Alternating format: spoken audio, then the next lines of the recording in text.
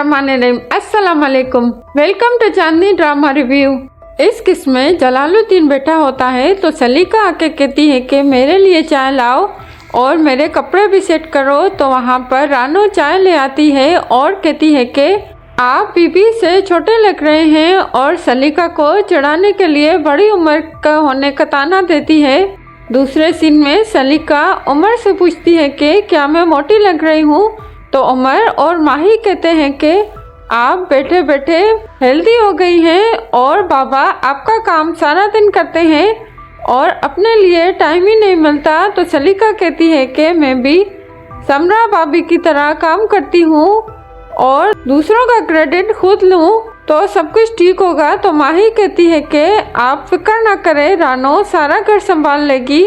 रोशी के दादा दादी बातें करते हैं तो वहाँ पर रोशी यूनिवर्सिटी से घर आती है तो वो पूछते हैं कि तुम ऑफिस क्यों नहीं गई। तो रोशी कहती है कि मैंने जॉब छोड़ दी है पढ़ाई की वजह से और अपने कमरे में चली जाती है। तो रोशी के दादा दादी कहते हैं कि रोशी कुछ दिनों से बहुत उदास है। मोहित रोशी को कॉल करके घर आने का कहता है तो रोशी कहती है कि हम पार्क में मिलेंगे, मुझे बहुत पढ़ाई करनी है और बहुत दुखी होती है।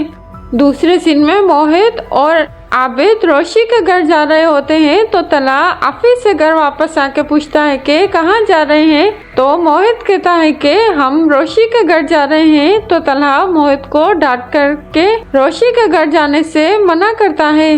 खाने की मेज पर रोशी चुप करके करेले खाती है तो सब हैरान होते हैं। तो दादा रोशी की साइड लेता है कि इसको मैंने कहा है। मोहित सो रहा होता है तो तला आके कहता है कि मैं बहुत बुरा हूँ। दादा रोशी को बुला के कहता है कि तुम इतनी चुप क्यों हो, मुझे लगता था कि तुम बड़ी हो रही हो और समझदार भी और नए नए खूबसूरत ख्वाब देख रही हो और मुझसे तुम हर बात शेयर कर सकती हो। तो रोशी रो के कहती है कि मैं बुरी तरह हार गई हूँ और खुद को संभाल नहीं पा रही। तो दादा कहता है कि इंसान जिंदगी में कभी नहीं हारता, जिंदगी हमें हर मौके पर सबक देती है और ये वक्त भी गुजर जाएगा। तला उदास बैठा होता है तो आबिद आके तला से पूछता है कि तुम अभी तक जाग रहे हो। तो तला कहता है कि मुझे कमरे में घुटन महसूस हो रही थी।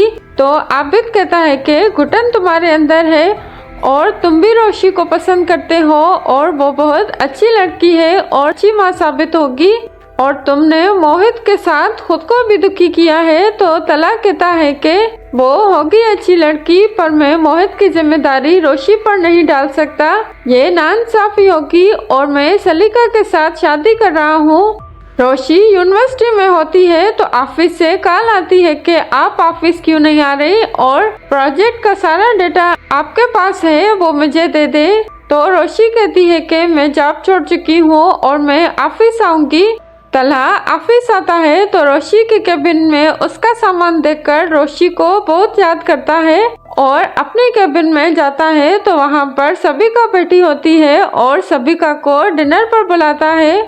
रोशी ऑफिस जाती है और फरहान से मीटिंग करके निकलती है तो बाहर रोशी के कुलीग रोशी का इंतजार करते हैं और रोशी से पुरानी बातें याद करते हैं और कहते हैं कि तुम्हारे जाने के बाद तुम्हारी बहुत याद आएगी। तो रोशी कहती है कि मुझे भी बहुत याद आएगी और अपना सामान लेने अपने केबिन में जा रही होती है तो उसे सबिका मिलती है और कहती है कि तुम्हें अपनी हैसियत का अंदाजा हो गया होगा, मैंने सिर्फ एक बार तला से तुम्हारी शिकायत की तो उसने तुम्हें जॉब से निकाल दिया।